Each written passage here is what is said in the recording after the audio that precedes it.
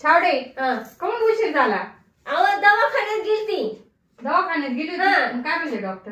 Doctor पर्यंत गेलीच नाही, निमून नाक्यापर्यंत गेली. एका बाईचा फोन आला, मग आली परत. मध्ये का तू थोडीशी काय निम्या रस्त्यावर गेली, दवाखान्यात परत आली. म्हणलं मग गेल्यावर मग उशीर झालं तुला? आता गेलती तपासायला जायचं होतं. असं तपासायला जायचं होतं का? बोगस मग हा? टॉनिक आले. टॉनिक बघा आता हिला कुठं कुस्त्या मारायला जायचं, कुठं कुस्त्या मारायला जायचं का तुला? टॉनिक घेऊन हाय ती चांगली आहे ना. बाया जाड होत्या म्हणून व्यायामाला जाते, योगाला जाते, जिमला जाते, बारीक होत्या. तुला देवानं चांगलं दिलंय ना शरीर एवढं व्यवस्थित, तेच सांभाळ ना.